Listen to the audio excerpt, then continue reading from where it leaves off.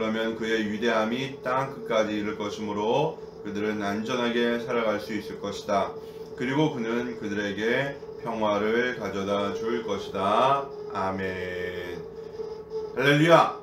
예, 하나님의 크신 은혜가 오늘 대림절 첫 번째 주일 예배드리는 저와 여러분에게 임하기를 주님의 이름으로 축복합니다. 예, 좋습니다.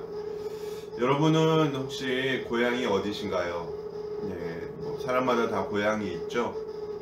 저는 경기도 화성군 운평리의 바닷가 마을에서 태어났습니다.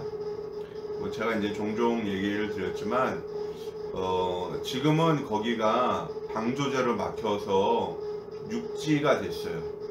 근데 제가 태어나고 하여튼 한동안 제가 20대 초반까지는 거기가 그러니까 뭐라고 얘기해야 되지? 해안가 바닷가 마을이었습니다.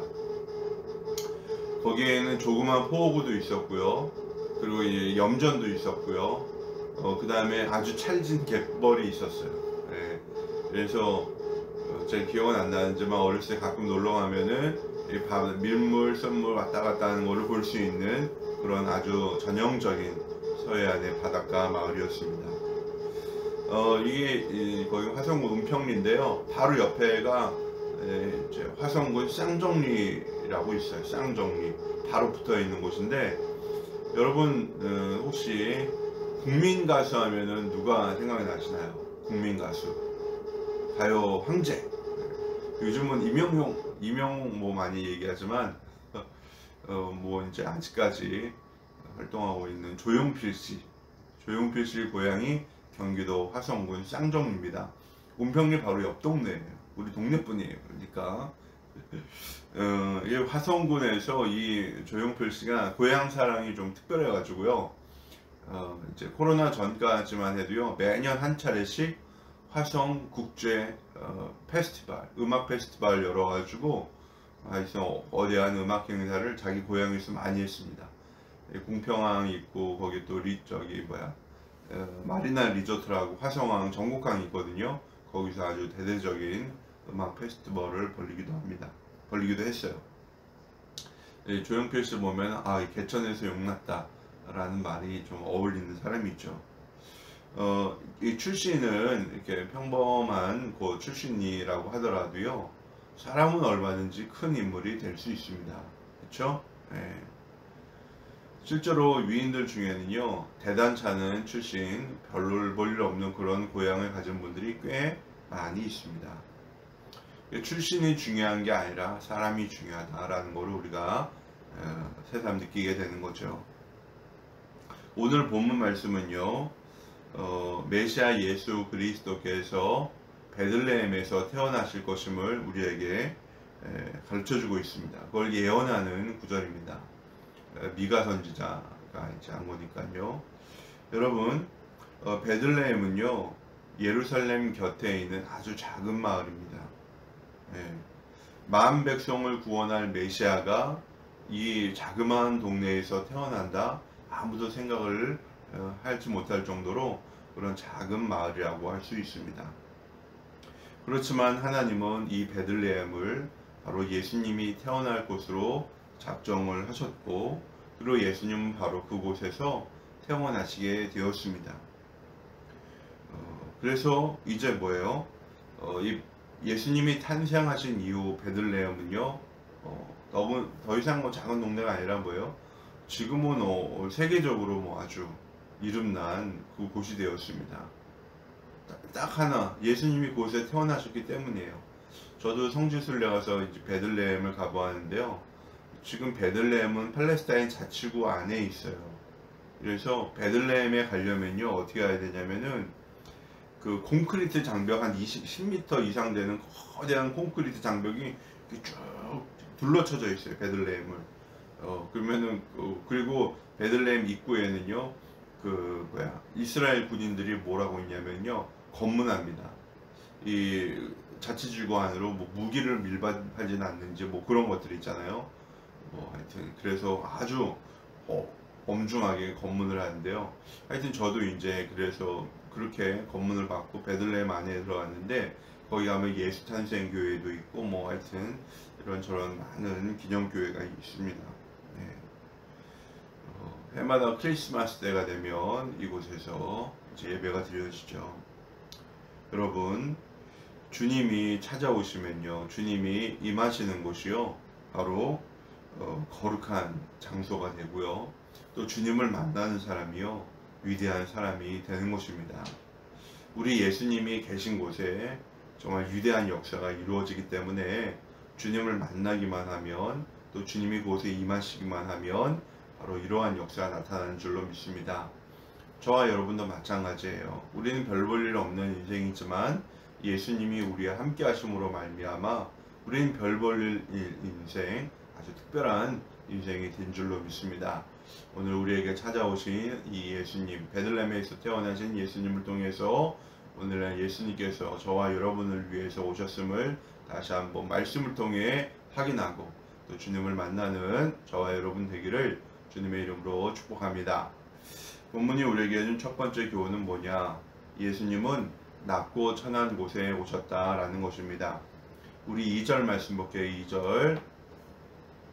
그러나 너 베들레헴 에브라다야, 너는 유다의 여러 족속 가운데서 작은 족속이지만 이스라엘 다스릴 자가 내게서 내게로 나올 것이다.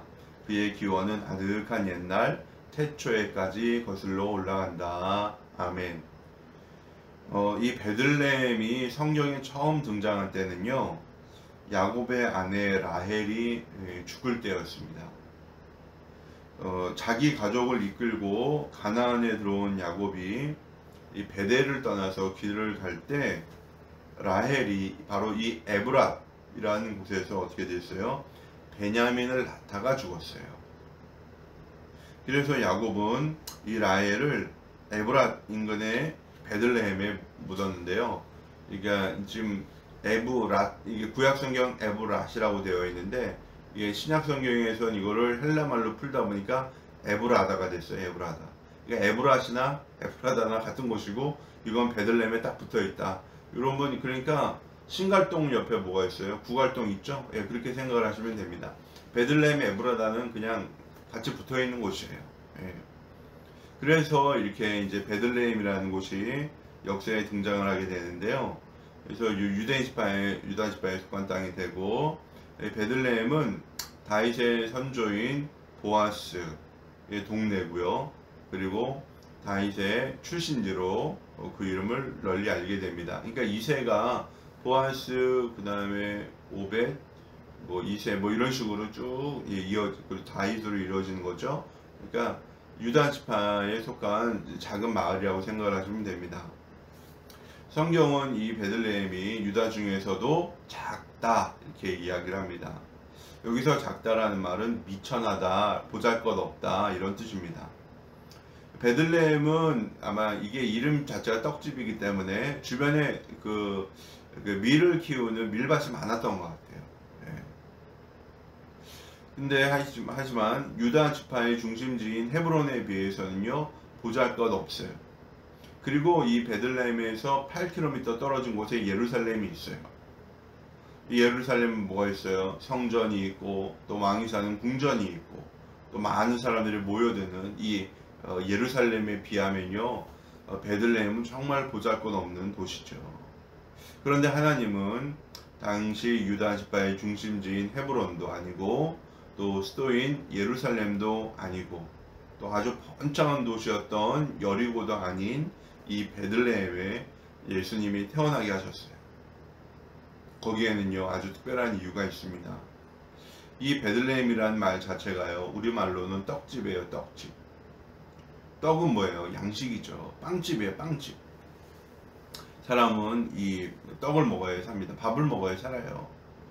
그런데 사람이 먹어야 될 양식은요, 육의 양식만이 아닙니다. 영의 양식도 먹어야 돼요. 예. 사람을 진정으로 살리는 것은 영의 양식인 것입니다. 우리 예수님은 사단의 시험을 이기실 때 이렇게 사람이 떡으로만 살 것이 아니라 하나님의 입으로부터 나오는 모든 말씀으로 산다라고 우리 주님은 가르쳐 주셨습니다. 그렇게 마귀의 시험을 이기셨어요. 예. 우리 예수님은요, 스스로 생명의 떡이 되셔서 생명의 말씀을 우리에게 주시고, 나중엔 궁극적으로 자기의 살과 피를 생명의 양식으로 우리에게 주셨어요. 예. 자기의 생명을 주셨어요. 이 영의 양식, 생명의 양식, 영원한 양식을 예수님은 저와 여러분에게 주셨습니다. 어디에서? 이 베들레헴 떡집에서 태어나신 예수님이 자기 스스로 생명의 양식이 돼서 모든 사람에게 자기의 삶과 피를 나누어 주신 것입니다. 여러분, 예수님은 베들레헴에서 만인을 구원하는 생명의 떡으로 오셨습니다. 더군다나 주님이 태어나신 곳이 어디? 마군간이잖아요. 그리고 주님이 어디에 누우셨어요? 말구유, 말 먹이통에 주님께서 누이셨잖아요. 예. 이 모든 것은요, 우리 주님께서 그런 정말로 유일한 생명의 양식으로 오셨음을 우리에게 가르쳐 주고 있습니다. 예수님은 권세와 부를 자랑하는 곳이 아니라 작고 미천한 곳에 태어나셨고, 그리고 이처럼 자기 자신을 온전히 내어주셨습니다. 여러분, 예수님이 누구에게 오실까요? 예수님 필요한 사람들한테 오시는 거예요. 누가 예수님 필요합니까? 배고픈 사람들이 예수님 필요한 거죠. 영적으로 정말 이 기근에 시달리는 사람들, 배고픈 사람들, 영적인 기갈과 기근에 고통당하는 사람들, 굶주리는 사람들, 이런 사람들을 먹이려고 생명의 양식이 되기 위해서 예수님이 오시는 것입니다. 예. 여러분, 우리 예수님이 권세와 부를 자랑하는 곳에, 권세와 부를 누리는 그런 위치로 오시는 것이 아니라 오히려 자기 자신을 주어야 하는 곳으로 예수님 오셨듯이, 작고 볼품이 없는 곳이라고 해도 바로 그곳에 하나님의 눈이 머물고 바로 그곳에 하나님의 손길이 스친다는 것을 저와 여러분 기억해야 할 줄로 믿습니다. 바로 그곳에 생명의 위대한 역사가 시작이 되는 것입니다.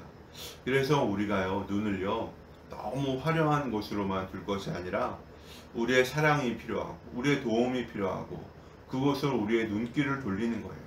그리고 우리의 사랑의 손길과 도움의 손길을 우리가 이제 베풀 때 누구의 이름으로? 주님의 이름으로 우리가 주님의 사랑을 가지고 우리가 나아갈 때 그곳에서 바로 이 생명을 살리는 역사, 거룩한 역사, 회복의 역사가 나타날 줄로 믿습니다.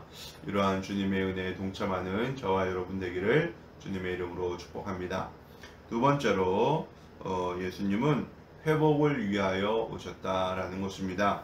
여러분, 본문 몇 절을 보냐면요, 3절 4절 볼까요? 3절 4절.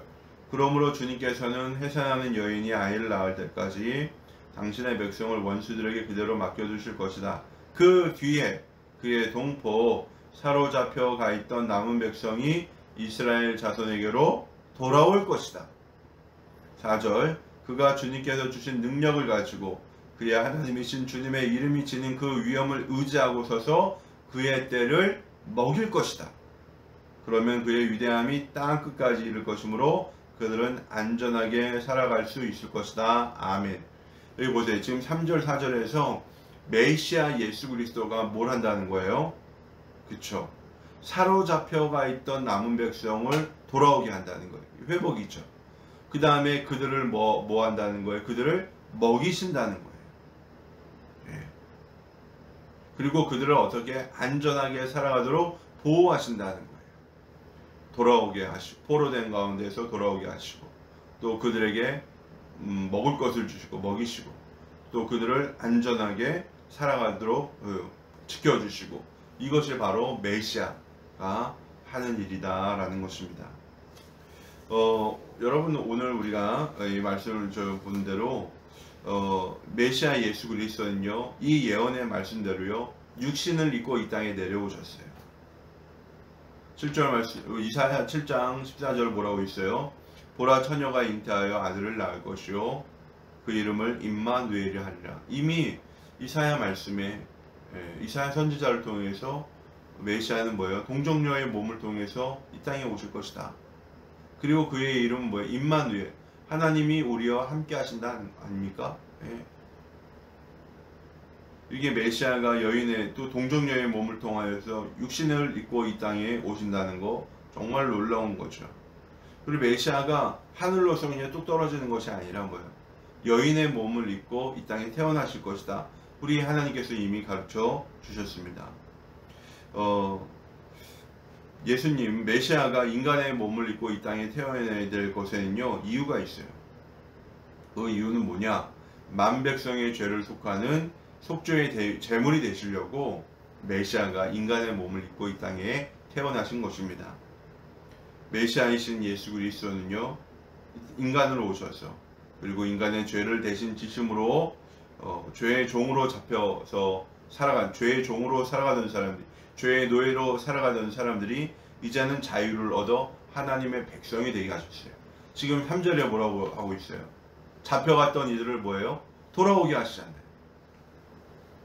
예수님은 뭐예요? 자기 자신을, 죄의 대가를 통해서 자기 자신을 주심으로 죄 가운데 사로잡혀 있던 모든 사람들에게 뭐예요? 자유를 주셨어요. 회복의 은혜를 우리 예수님이 베풀어 주시는 것입니다. 우리 하나님은 메시아를 통하여 죄의 굴레에 사로잡힌 자들을 해방시키시고 그리고 그들을 어떻게 죄에서 돌이켜서 영원한 생명, 영원한 천국, 영원한 은혜를 누리도록 하시는 것입니다. 하나님의 약속대로 이 땅에 오신 예수님은요 십자가를 지시고 부활하심으로써 만 백성의 죄를 대속하시고 영원한 생명의 길을 열어주시는 것입니다. 그래서 우리가 분명히 알아야 돼요. 진짜 회복의 역사는 누구를 통해서? 예수님을 통해서 비로소 시작이 되었다라는 것입니다. 그래서 우리가 진짜 회복이 되려면요 다른 게 없어요. 예수님을 만나면 됩니다. 예수님을 만나면 돼요. 제가 이제 수많은 VIP들 대하고 또 섬겨주고 이렇게 하는데요. 제가 이제 여러 가지 섬김을 하고 뭐 해도 저를 만나기보다 제일 중요한 건요 이 사람이 예수님을 만나도록 하는 거예요. 그게 제일 중요해요. 예수님을 만나도록 하면요 그 다음에 역사가 일어나는 것입니다. 예수님을 만나기 전까지는요 뭐 여러 가지 좋은 일이 생길 수 있는데 본질적인 변화를 가져오지 못해요. 근데 진짜 우리 VIP가 예수님을 만나게 되면요 그 다음부터 그의 삶이 완전히 뒤집어지게 되는 거예요. 근데 거기에 이르기까지 이 마귀가 얼마나 많이 방해를 하는지 몰라요. 정말 방해가 많습니다. 왜? 한 영혼이라도 멸망시키는 것이 마귀의 속셈이기 때문에 이 영혼이 변화받고 새로운 삶을 사는 것을 마귀가 정말 수단과 방법을 가리지 않고 막아내요. 막으려고 발악을 합니다. 그렇지만 우리가 뭐예요? 기도하고요. 포기하지 않고 나가면 우리의 전하는 복음으로 말미암아 한 영혼이 회복이 되고 그의 가정이 회복이 되고 그의 삶 전체가 달라지는 그런 역사가 나타나게 되는 것입니다. 우리 하나님은 메시아를 보내주겠다 약속을 하셨잖아요. 그리고 그 약속대로 예수님은요 이 땅에 오셨습니다. 그리고 위대한 회복의 역사를 우리 예수님께서 시작하신 것입니다. 저와 여러분이 다른 것 없어요. 오늘날도 우리가 붙들어야 될 분은 바로 예수님 한 분이고 우리가 여러 가지 기도의 제목이 있고 간구의 제목이 있지만 우리가 가장 구해야 할 것은 바로 예수님을 만날 수 있도록 우리의 오늘 하루의 삶을 통하여서도 또 예수님을 더욱더 깊이 묵상하고 더욱더 깊이 만나면 그 외의 모든 것들은 우리 주님께 맡기면 주님께서 아름답게 해결해 주실 줄로 믿습니다. 그래서 오늘 하루의 삶을 살면서 예수님을 만나야 될 사람이 바로 다른 사람이 아니라 바로 누가? 내가 예수님을 만나야 한다는 것을 깨닫고 오늘 하루도 주님을 구하는 저와 여러분 되기를 주님의 이름으로 축복합니다. 마지막으로 세 번째 교훈은 뭐냐? 우리 예수님은 평화를 위해 오셨다라는 것입니다. 본문 5절 앞부분 볼까요? 그리고 그는 그들에게 평화를 가져다 줄 것이다. 평화를 가져다 줄 것이다. 아멘. 이 5절 앞부분 말씀은요, 이 메시아 예수 그리스도의 사역이 땅 끝까지 미치고 그리고 그로 말미암아 평화가 올 것이다. 이 샬롬이 임할 것이다 라는 것을 우리에게 가르쳐 주고 있습니다. 여러분 보세요. 여기에 이 샬롬이라는 단어가 이 평화를 뜻하는 말인데, 샬롬, 이게 신약 성경에서는요 에이레네가 됩니다. 미가서는 구약이니까 여기서는 샬롬이죠. 근데 이게 신약 헬라어로 하면 에이레네라는 말이 되는데요. 이 샬롬이라는 단어는요 구약 성경에서 250번 정도 사용되었습니다. 250번, 많이 사용된 거죠. 근데 이 샬롬이라는 이름은요 하나님의 이름 가운데 하나예요. 보세요. 여러분, 여호와 라파는 뭐예요? 치유하는 하나님 아니에요? 여호와 니시는 뭐예요? 여호와는 우리의 깃발. 예. 여호와 삼마, 여호와께서 거기에 계시다. 예. 그 다음에 여호와 이레, 하나님이 준비해 주셨다. 예. 여호와 이레, 여호와 샴마, 여호와 라파, 예. 여호와 니시, 이런 것처럼 여호와 샬롬, 이게 뭐예요? 하나님은 우리에게 뭘 주신다? 평화를 주신다. 평화의 하나님. 그래서 이 샬롬이라는 말은 하나님의 이름 가운데 하나다. 하나님을 이게 가리키는 그런 뜻 가운데 하나다. 이렇게 생각하시면 돼요. 그러니까 하나님의 이 이름 가운데 이 샬롬이라는 게 있으니까 이 평화라는 것과 하나님하고 뭐예요? 뗄 수가 있나요? 뗄래야 뗄 수가 없어요. 이 진정한 평화는요, 하나님을 떼어놓고는요 생각을 할 수가 없어요. 하나님이 없으면요 평화가 없는 거예요. 하나님이 계신 곳에 평화가 임하는 것입니다. 5절 말씀에서 그리스도께서 왕 되신 나라, 우리 주님께서 다스리시는 나라에는요 질병이나 전쟁이나 미움이나 고통이 없는 완전한 샬롬의 상태가 이루어집니다. 이 샬롬이 이제 번영도 됐다가 또 건강도 됐다가 또 안정도 됐다가 평화도 됐다가, 이게 굉장히 다양한 의미로 씌워지고 있거든요. 나라와 나라 사이의 샬롬이면 뭐예요? 평화인 거죠. 예. 또 형제와 형제 사이의 샬롬이면 뭐예요? 형제와 형제끼리 우애 있게 지내는 거죠. 예. 또 부부 사이에서도 샬롬이면 부부 사이에 조화 질서가 이루어져서 이 부부가 행복하게 사는 거예요. 내 몸의 샬롬이 이루어지면 내가 지금 건강하다는 거죠. 내 영혼의 샬롬, 내 육신의 샬롬, 이 샬롬은요 하나님이 우리에게 부어주시는 은혜인 것입니다. 예. 이 샬롬의 은혜가요 오늘 예배드리는 저와 여러분 우리 참교 가족들에게 임한 줄로 믿습니다. 제가 이제 토요일마다 하브루타 모임을 해요. 하브루타 모임을 하는데, 우리 아들 하나하고 또 이제 다른 초등학생 하나가 와가지고 저랑 열심히 이제 성경 읽으면서 또 이제 1시간은 행복한 삶, 행복의 길 같이 하거든요. 근데 초등학교 3학년하고 5학년이잖아요. 근데 어제 이과 열등감을 하는데요. 이게 열등감 어디서 오는지 얘기하고 있죠. 그러니까 가정이 행복한 삶의 모델이 아닙니다고 나오잖아요. 이 얘기를 하는데요. 이게 첫째 문단부터 내가 질문을 시키지도 않은데 애들이 얼마나 많이 얘기를 하는지. 거기 참여하는 아이 하나 있어요. 누구라고 얘기는 하진 않겠는데요. 걔가 이제 벌써 저랑 만난 지 한 5주 6주 되는 것 같아요. 토요일마다 가정부 학교에서 있었던 일을요 얼마나 저에게 많이 얘기를 하는지 몰라요. 힘들었던 얘기를 하는 거죠. 결국 내가 가만히 들어보니까 평화가 없는, 샬롬이 없는 삶을 살았어요. 내 친구한테 맞았어요. 우리 가족 중에 우리 엄마 아빠도 내 말을 들어주지 않아요. 어리다고 무시해요. 부끄러운 것을 가지고 놀려요. 막 이런 얘기를 아이들이 쭉쭉쭉쭉 다 하더라고요. 제가 이제 그걸 듣는데 참 이게 가슴이 아프더라고요.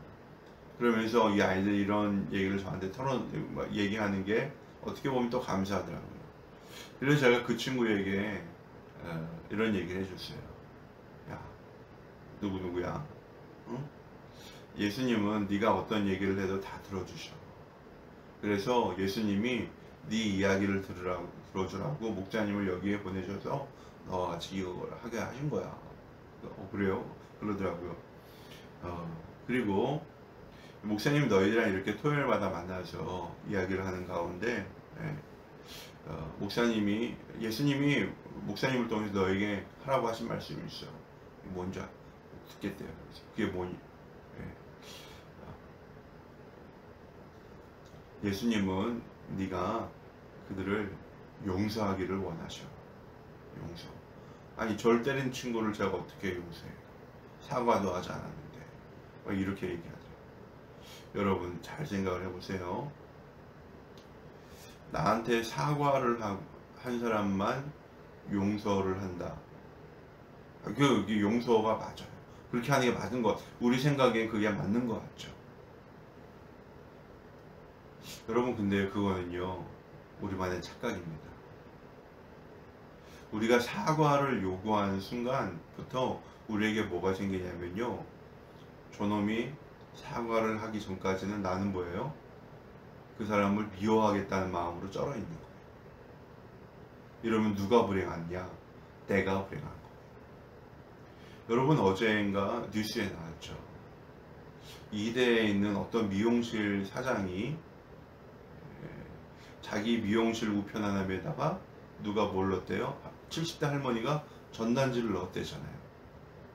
근데 전단지 요즘 그런 거 넣으면 좀 불법이라면서요. 그래서 그 전단지 회사한테 전화를 해가지고 막 이제 따졌다는 거죠.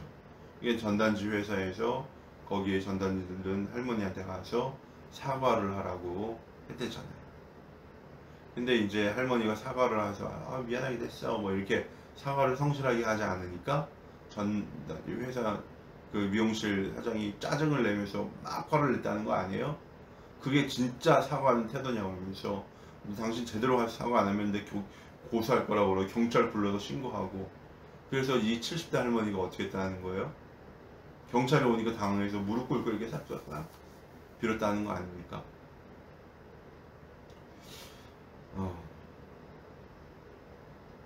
전단지를 넣은 게 무릎 꿇고 빌 정도인가요? 물론 중간에 뭐 많은 일들이 있었겠죠. 여러분 우리가 근데 사과를 요구하는 순간부터요 우리가 그런 갑의 위치에 쓰려고 하는 것 같아요. 거기엔 평화가 없습니다. 사과를 받아도요 그게는 사과가 아니에요. 근데 우리가 사과 받기 전에요 이미 이거를요 용서하고요 해결하고 넘어가면요 평화는 누가 주시는 거예요? 하나님이 우리에게 주시는 거예요. 저 사람을 받아야 내가 저 사과를 받아야 용서하겠다. 이거는 너무나도 먼 이야기입니다. 그러면 우리가 그 전까지 계속 그 사람을 미워하면서 우리 스스로 창살 없는 감옥에 살아야 되겠습니까? 그거 누구 손해예요? 그건 우리 손해잖아요. 한국인의 정서에는 한이 있다며요. 이 한이라는 게 뭡니까? 여러분 이 한이라는 정서는요 굉장히 비참한 정서예요. 물론 이제 우리에게 있다는 걸 부정할 수는 없는데요. 내가 저놈 잘되는 꼴을 보내보자. 예. 근데 거기에 사로잡혀 살면요 평생을 괴로운 거예요. 그래서 먼저 우리가 어떻게 해야 돼요? 용서해야 돼요. 예수님은 어떻게 해서 십자가 위에서도 뭐 하셨어요? 자기를 십자가에 박은 사람들에게 주여 저들을 용서하여 주셔서 저들은 자기가 지금 어떤 일을 저지르는지 알지 못합니다 그랬잖아요. 예수님이 가룟 유다에게 뭐라고 그러셨어요? 야, 네가 나를 파는구나. 너는 차라리 태어나지 않았으면 너한테 좋았을 거야. 우리가 정죄하고 미워하고 또 사과를 기다리면서 이 오하는 마음을 갖고 사는 것보다도 우리가 일단 먼저 용서해주고 우리가 먼저 풀려나면 거기서 우리가 하나님 주신 평안이 저와 여러분에게 임하는 줄로 믿습니다. 제가 그 친구한테 얘기했어요. 야, 용서하면은 넌 더 이상 괴롭지 않다. 그것 때문에. 그러니까 그 친구가 그럴까요? 저도 먼저 용서를 할까요? 그렇게 얘기를 하더라고요. 사랑하는 여러분, 예수님이 오셔야 될 곳은 어디입니까? 예수님은 바로 이곳에 오셔야 합니다. 누구에게? 저와 여러분에게. 그리고 그 예수님은 저와 여러분에게 이미 오셨습니다. 오셨어요. 그리고 우리에게 오신 예수님은 우리에게 영원한 양식도 주시고요. 또 우리에게 영원한 생명도 주시고요. 또 우리에게 영원한 평화도 우리에게 주시는 줄로 믿습니다. 오늘 하루를 살아가면서 또 이제 일주일을 살아가면서 이 대림절의 기간을 보내는 동안요. 여러분 이번 일주일 동안 뭘 하시냐 하면 예수님 내가 용서해야 될 사람 누굽니까? 네? 예수님 어떻게 해야 내 마음에 평화가 찾아올까요? 예수님 알게 해주시고 또 실천하게 해주시고 또 용기를 주옵소서. 고백하고 결단하고 기도하는 저와 여러분 되기를 주님의 이름으로 축복합니다.